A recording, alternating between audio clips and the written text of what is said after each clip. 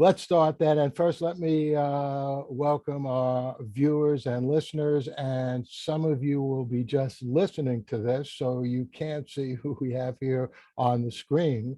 But her name is Agnieszka Stecko-Żukowska. And she is a PhD student at the University of Warsaw in Poland. Her specialty is social media. She and I are working on a project, and so that's how I got to know Agnieszka in the first place. And like everyone else in the world, but especially in her area of the world, she has been very effective. She has been very affected by the horrible Russian invasion of Ukraine. And let me just mention, this is actually part of a continuing series that I began back in March when I had Grzegorz Kwiatkowski, who is a Polish poet. He wrote and published a book called Crops about the Holocaust. He's also a member of a band, Trupa Trupa, and they're now touring the United States and getting rave reviews. And then a couple of weeks ago, I had Katya Yakovlenko, who is a Ukrainian PhD student. And we had a very interesting interview about the impact of the Russian invasion on her. She's written a very good article about Ukrainian voices. So with that, Agnieszka, you actually just told me before we started this interview that you actually have a Ukrainian heritage. So in addition to being Polish and in Poland, you have really a special connection to the horrors that are going on over your border. Yeah, it's more of a family legend, so to say, than a historically proven fact. But yeah, my family name indicates that my family came from Ukraine, and there were some researches in family going on to find out from which part of the Ukraine our family might have come here to Poland. But yeah, the majority of my family, of my both my parents and both my mother and father's side lives very near to the border, actually to the Hrebenne border point. So yeah, this is another so to say personal connection that I have with this whole situation. Yeah, so obviously Poland has had a long history of terrible relations with Russia and the Soviet Union, as everyone knows, for many, many years. And I grew up in that world. Poland was just, another communist satellite of the Soviet Union. But I actually came to know Poland much better since the decline and fall of the Soviet Union. And it turns out that the only country which has had more of my books translated from English into this other language than Poland is China.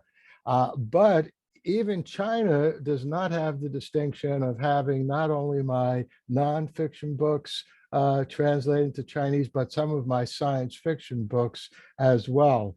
So I always had a very high opinion of Poland and the Polish people, but it became even more important to me when I saw how well they did those translations. Of course, I don't read or speak Polish, so I'm told that the translations are good by people that I trust.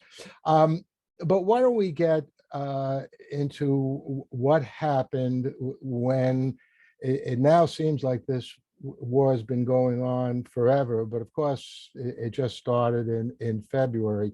You were already, working hard, doing a lot of things. Life was difficult enough before the Russian invasion. The pandemic, the COVID pandemic, is still going on, and you, like everyone else, are struggling to be okay and get your work done. And you also have, when we first started communicating, you had a 5-year-old daughter. Now she's 6 years old. So why don't you tell us what it was like, how it hit you when you first got the news about the Russian invasion of your next door neighbor? Yeah, so yeah, you are right that we like smoothly transitioned from one great global and local crisis, aka pandemic, to another great crisis called war just next door.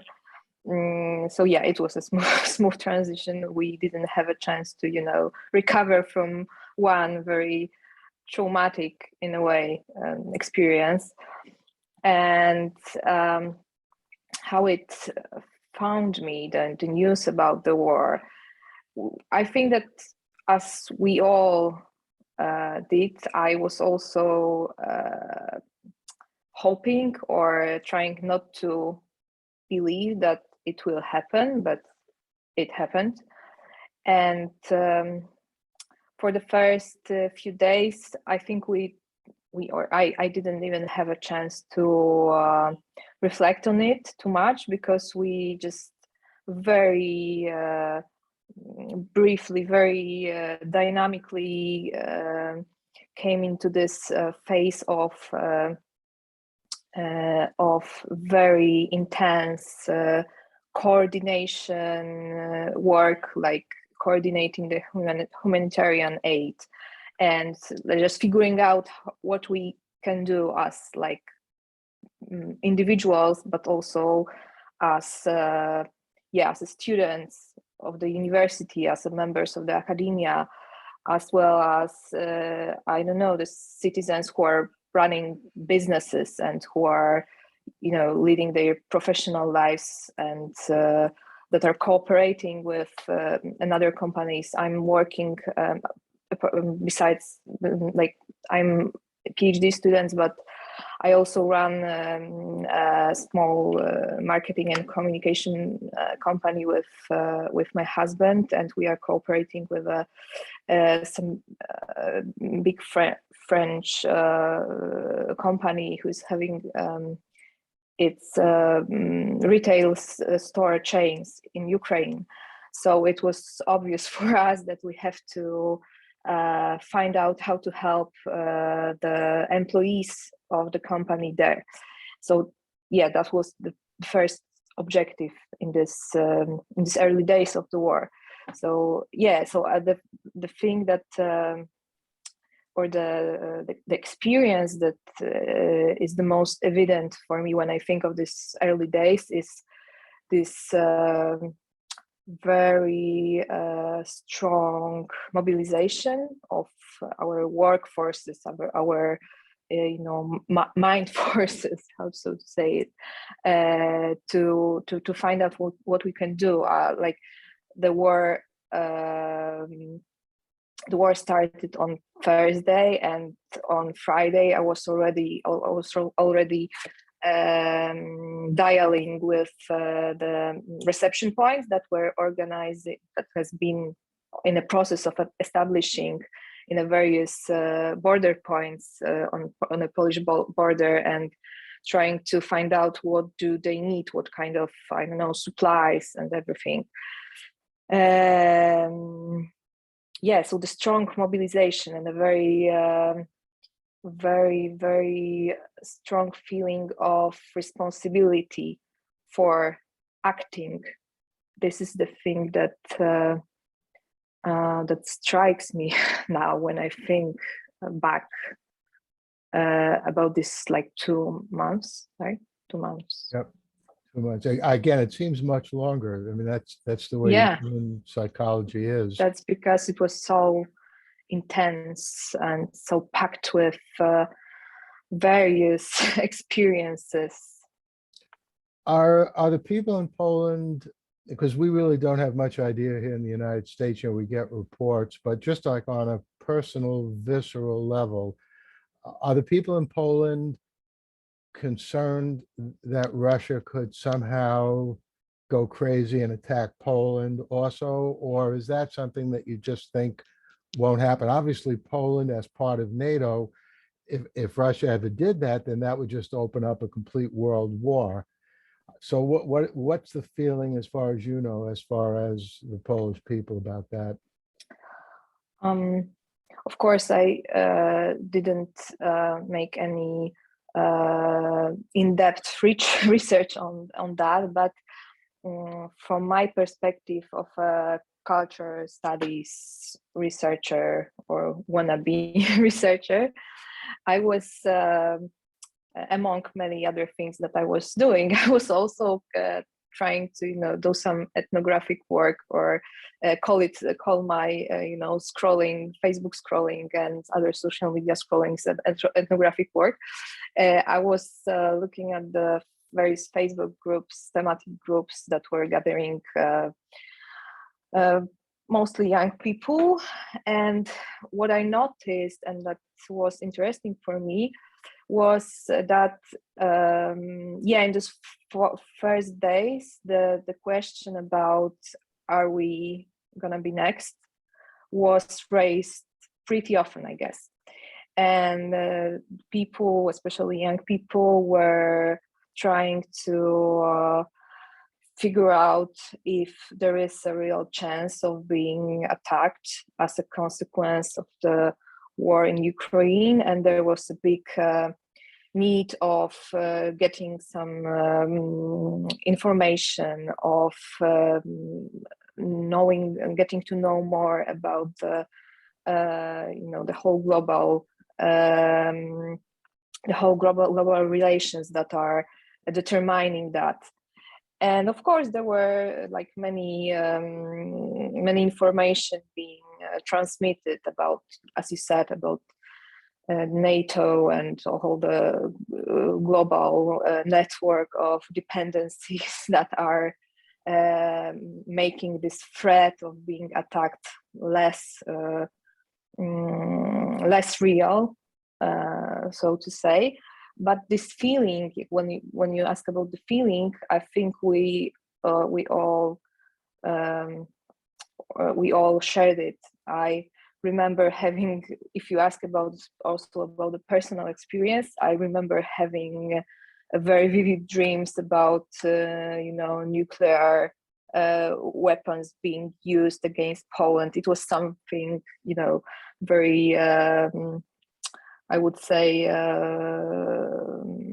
maybe not. It wasn't rational. It was just an emotional and atavistic maybe reaction to hold all the news, all the Telegram channels scrolling with the current flow of news about the current situation in Ukraine. So yeah, it was a topic being discussed in various circuits of content in social media, but also in national media. Yeah, it's interesting. I grew up, and my wife and everyone in our general age, in a world in which both the Soviet Union and the United States were armed to the teeth with nuclear weapons.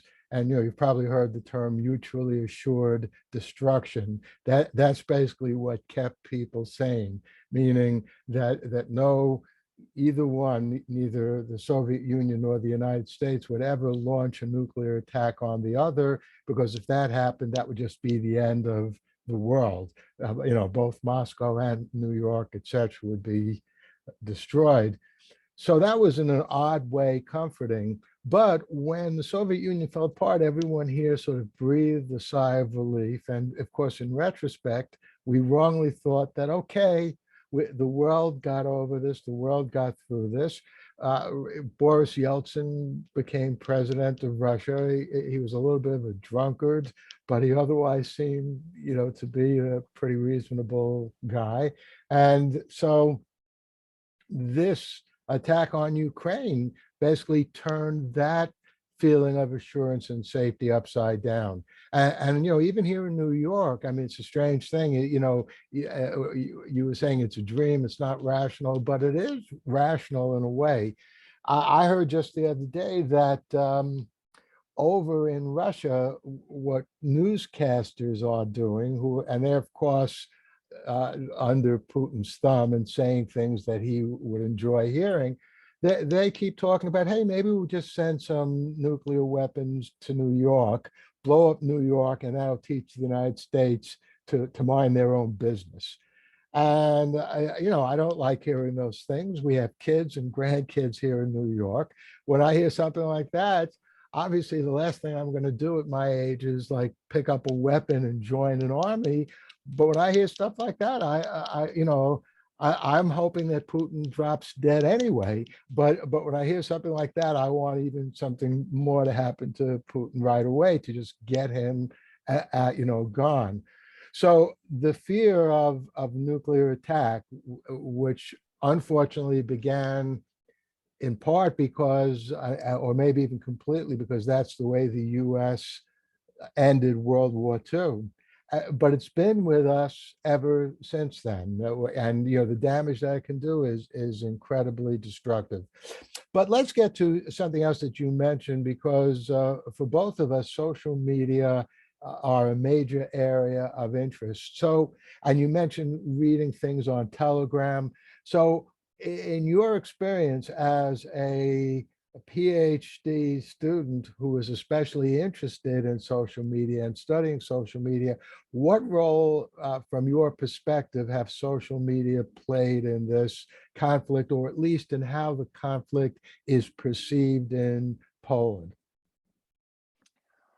Well, I guess that, and it's probably an obvious thing to say, that social media are the main channels where this war is being broadcasted almost live for the Polish people, but also for the world, I guess. And the topic of the information war and how the news are spread by both sides of like from by Russia, but also by Ukraine. This is the very interesting topic, and I've used it with the students that I'm teaching on a basic anthropology course that I'm running. I use this the didactic example of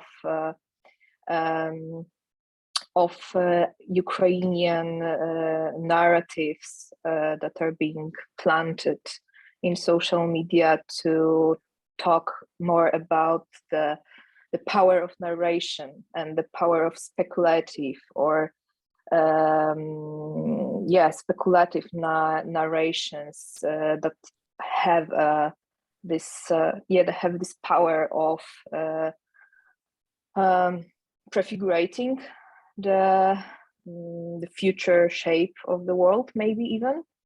So we were talking about how President Zelensky is presented in memes, in videos, how his social persona of a former actor who is playing his major life role probably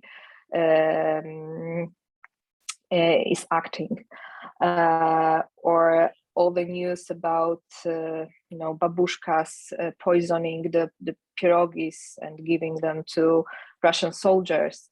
These are very powerful narratives that are going viral everywhere and are supporting the image of Ukraine as a country in this elite of the Western world, of the modern Western world, who knows how to shape the narrative about, or how to run even a personal brand or the nation brand, right? And to very consciously shaping it. So this is a very interesting topic about this narration, the visual narrations, especially. There is also the issue of fake news, which is also a very very well discussed or highly discussed topic in Poland. The role of social media and information being spread in social media by the Russian trolls were very became a part of a public discussion very soon after the war. The war started, and I think that as a society we're pretty well educated, or maybe not educated, but somehow aware of this danger of this false information, fake news, and the Russian trolls running their accounts on Twitter and other social media. We, from my another personal perspective, I can give you an example of the very early action that we took. My company, along with Brand 24, it's called Brand 24 in Poland. This is a internet analyzing company who's also running in internationally in the US as well. We established a service called Report a Troll, where the users can report suspicious news from various social media channels, and then to get it verified by the group of analytics from the company. So there were much stress put on this information war, and to being aware of the fact that the war is not only physical, it's not only about bullets, and it's not only taking place like hundreds of kilometers from the border, but it's very real, it's hybrid here in our screens, actually. Absolutely. By the way, I love the term babushka, which, just in case our listeners don't know that term, that's sort of a grandma-like figure. Like the public figure of grandma, who is not a grandma to specific individual, but it's more like a social institution of elder woman who's wise, but who's also witty, I would say. Yeah. Well, my grandmother actually was born in Kyiv, and she came to the United States in 1900 when she was a little girl. So she wasn't a babushka then, but when I got to know her, very well in the 1950s and 60s, she was like 100% babushka. So it's great just to hear you use that term. But I mean, I hope our viewers and listeners caught that. What you were saying is, you were saying it's part of the narrative that babushkas are giving poison. Pierogis, the pierogi. food. So is that a rumor or is that true? Well, it was verified, as far as I know, that there was a real incident of Russian soldiers being fed with some poisoned food. It was also repeated in the later days, but there was this original incident that, as to my knowledge, was confirmed. Well, I'm glad to hear it. We should give credit to those babushkas. They're definitely helping out in their own way, in a major way. But nevertheless, like the story made its impact. It was like also it went viral, and this heartwarming story of elder generation being involved in this conflict and trying to be helpful in their own way. It really, I think it really made an impact, and it became a part of this bigger narrative of this clever nation of Ukraine, of their strong and full of humor, in that citizens were all taking part, were trying to be involved in their own way. Well, I think you're completely right. And certainly here in the United States, we thought from the very beginning that Ukraine obviously is a much smaller country than Russia. And the very fact that they were able to hold off the Russian invasion. And every time I talk to someone in Ukraine or Poland, I always tell them, something that really impressed me, like maybe the first or second day of the war, was a Ukrainian, I'm not sure whether it's a general or maybe he was the mayor of Kyiv or something, but he was saying, so how long do you think Kyiv is going to be able to hold out against the Russian attack? And he just looked into the camera and said, forever. Kyiv is not going to fall. Kyiv is not going to be taken by the Russians. Now, nowadays, that seems clear. But back then, in the very first days of the war, here in the United States, we were told, oh my God, they put these pictures on the screen and you see these like red, Russian forces on the map approaching Kyiv from like 3 or 4 sides. So I think, though, you're hitting on a very important point. There's the reality of what actually happens. But in many ways, just as important as the reality is the narrative that grows up around the reality. And now the narrative is, Ukraine is a courageous nation. It's based on the reality that it is. But in many ways, the narrative is more powerful than the reality. And, there's also, you've probably heard this, an old cliche. It's a cliche because it's true. And the cliche is the victors are the ones who write the history, not the losers. So, for example, we know that, just to go back to World War II, that the Allies won World War II. We eventually beat Nazi Germany and Japan.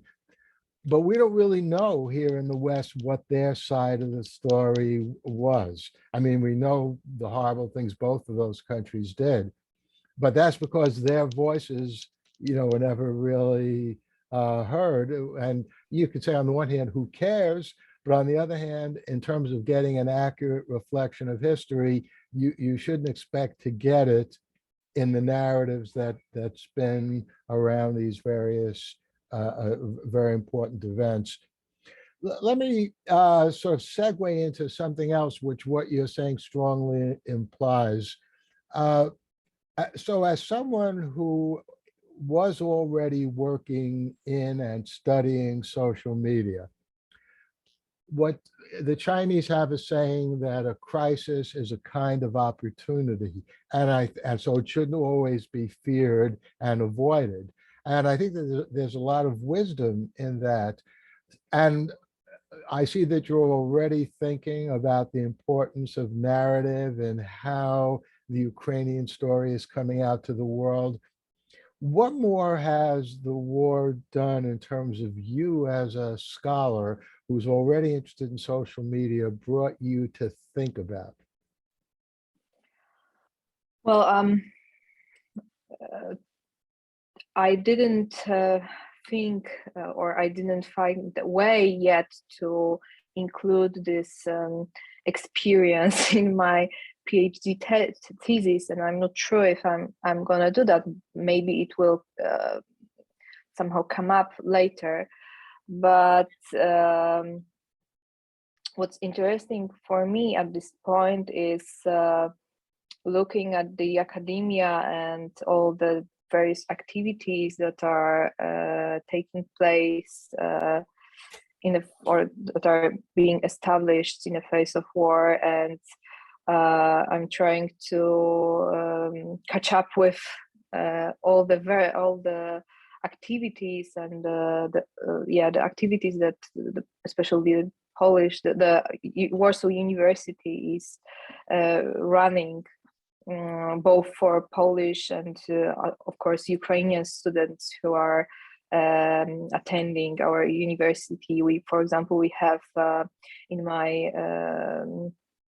in my institute that I graduated from, the Institute of Polish Culture, we have this seminar set up. It's called University During the War.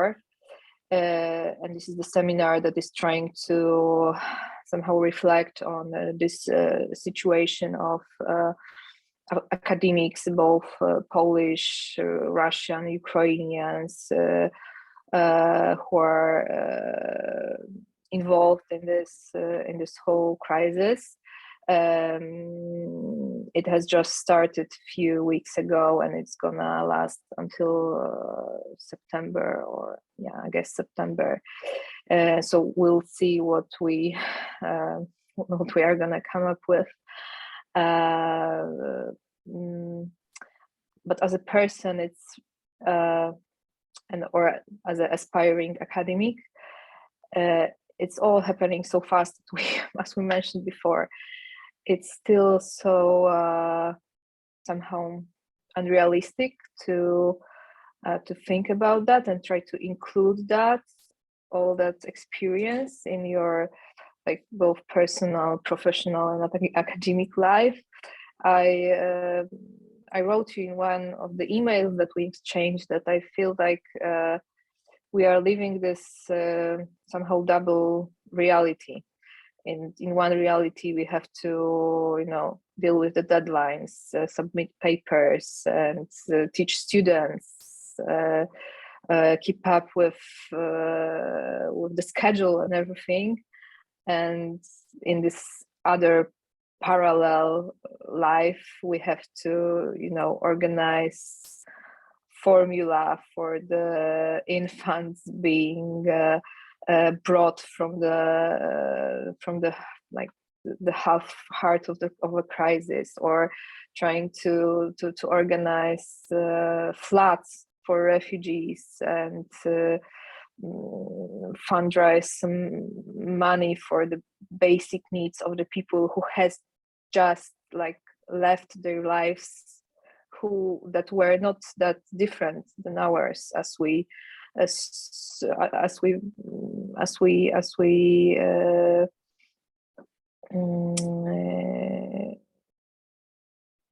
think about it.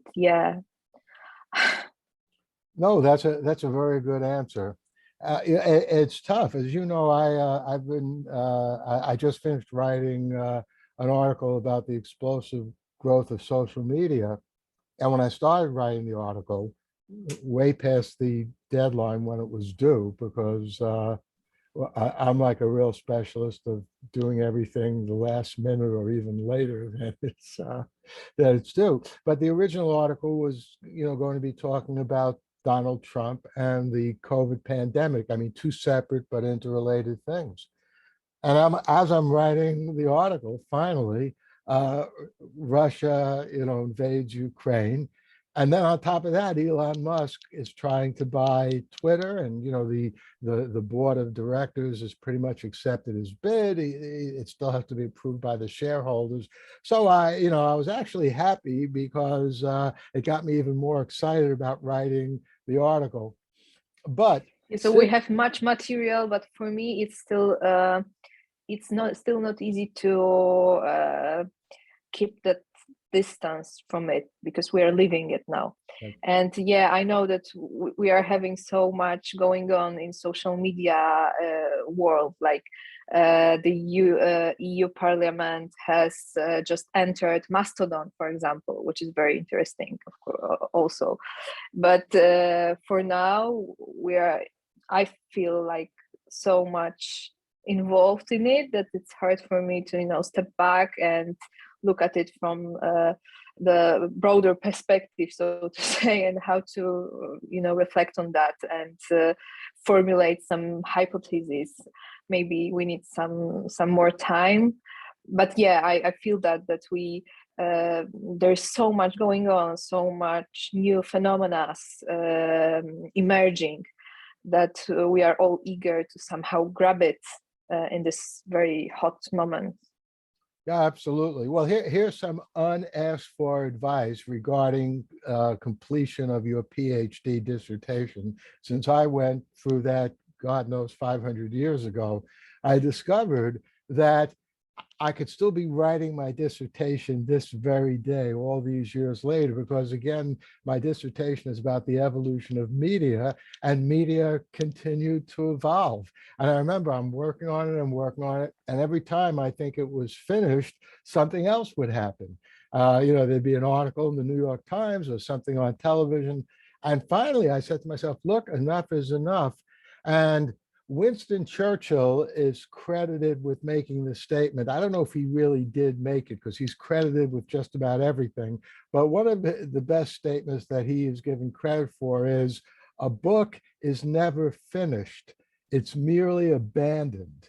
So he has a point. So my best advice to you regarding your PhD dissertation is, don't abandon it in terms of just throw it away. But when you get to a certain point, chances are it's finished. And yeah, there'll be more than enough things to keep writing about, but get that out of your life, out of your way, because then suddenly you'll be called a doctor.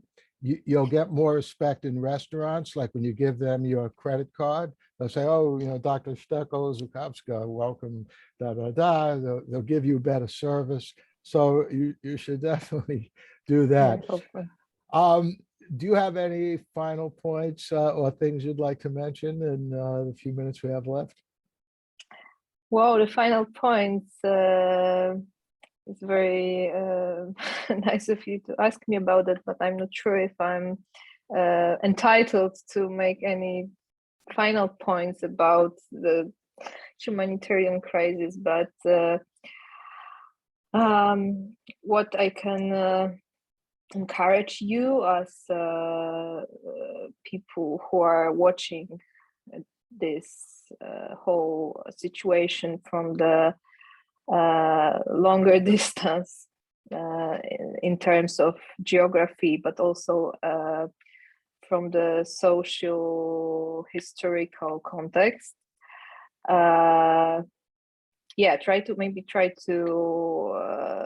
take a closer look, or a more in-depth look at this whole crisis that is much more complex than that it looks like. And another more, so to say, less serious point, memes and funny videos are not that bad source of information, especially now when they are well curated by, of course, by Ukrainian side, but also other nations and agendas, pro-Ukrainian agendas that are involved in this also narrative war. And so yes, I think that memes and videos and all the grassroots activities of local observers are worth noticing. And there is a great opportunity for social media researchers, visual narrative researchers, and others to find out some very interesting topics for researchers. So yeah, when we finally get this distance someday, maybe we'll find out many interesting topics to reflect on. But yeah, now we are all in this high level of emotions, of being engaged in various activities. But yeah. I actually thought of one final question, which I thought of earlier, and then I got distracted by something else, the story of my life. If you feel comfortable about this, how has your now 6-year-old daughter reacted to this? Herself, her friends. Uh, as a mother, this must be something that's really very important in your life. Yeah, so my daughter is 6 now, so she's pretty aware of what's going on here in Poland, especially because we are also hosting a family uh, mm, of a mother and her 3-year-old child. So we are very like we are personally involved in that. So we already established some new family-like even bonds, because Natalia, she's coming from Kiev, and she's living in an apartment that we inherited from our great grandfather. So we became very close. And another source of information about the war for her is are their peers in kindergarten, because Polish kindergartens has begun to enroll children from Ukraine coming here, and there are already three kids from Ukraine attending her group in kindergarten. So they are now they have like the daily contact. They are learning their languages, one another. My daughter has already learned some Ukrainian and Russian words. Some of the children are Russian speakers, so they are also learning Russian. So yeah, we are not hiding anything from her, and she's watching the news along with us, and we decided to just go with the flow and try to answer any questions she may have, and we are trying to include her in all the activities that we are also involving, because but this is only my attitude, and I'm not encouraging other parents to do that, but I think that we cannot and we shouldn't protect children like from what's going on, and they will know it anyway. We are surrounded with the news, with the people talking about that, with the media broadcast, so there's no point trying hiding it. And I think that children also are stronger than we think, and they are much more interested in what's going on than we may think, and they deserve information, of course, targeted to their level, I would say. But I think that we as adults underestimate the level of their consciousness about the situation. I agree with you 100%. By the way, we don't have time to talk about this now, but maybe some other time.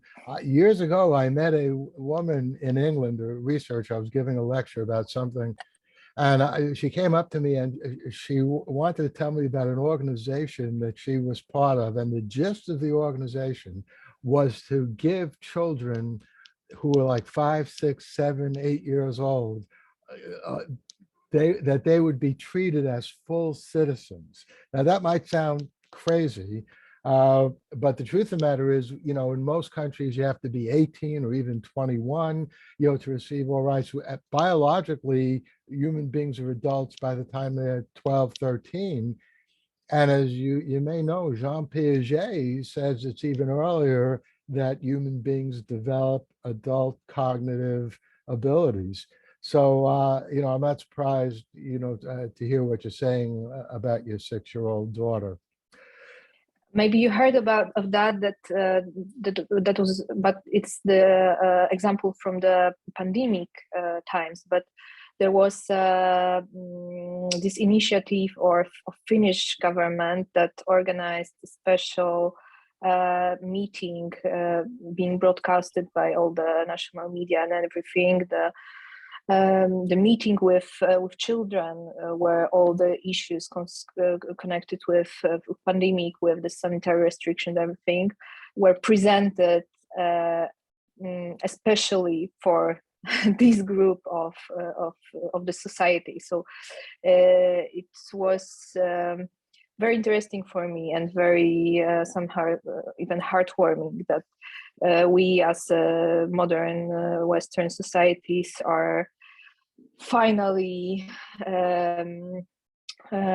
acknowledging and recognizing children as an important group of the society that deserves full information, that deserves being included in various actions.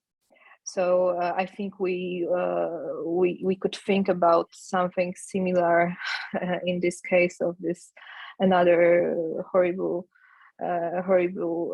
crisis going on. Of course, we have many initiatives that is addressing this group of society. We have already books being published, the books about the Ukrainian crisis for both Ukrainian and Polish children. But yeah, I think we need some more systemic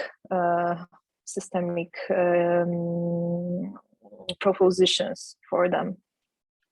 Yeah, there's a book, I think it's called Centuries of Childhood, and I can't remember the author of the book, but he was an historian of painting, and and this goes back 3 or 4 decades. This book shows that in the Middle Ages, when portraits of families were painted, and of course this was before photography, the children in the portraits didn't look like children. They looked just like very short adults. Mini versions. Yeah. So for many years, people who didn't really understand what was going on, they thought, okay, these painters in the Middle Ages just didn't have the talent to paint the kid. But I think it was back then they had a more accurate view of children, that they did have, the ability to do all these things. Maybe his name was Philip Arias. Philip Arias. Yeah. It's Philip Arias, I guess. That's yeah, right. But like his point is that the childhood as an institution is a very modern idea. But what you say is also accurate, I guess, that maybe back those days we as people, as a species, had this feeling, or this feeling that there is something very there is something very human in children, like there is some core that we all share despite the actual biological age. No, absolutely. And the problem with many adults is that they've lost or suppressed that childhood sense, which is a very wonderful thing. My wife and I have a 6-year-old and a 2.5-year-old, two grandsons, and even the 2.5-year-old, but certainly the 6-year-old. I mean, we could have a conversation with him like a third person, right? On this Zoom call, and he would have points to make, and he also is aware of what's going on. Anyway, listen, thanks very much for this interview. I really enjoyed it, and I'm sure our viewers will as well. And you take care, and we'll be in touch. Yes, thank you very much for hosting me, and I hope that I provided you and your viewers with some on-site insights that may be interesting. Of course, there is so much more to say and so much more we could share, but I hope that I could be helpful in some way. You were extremely helpful, and we'll definitely do this again sometime.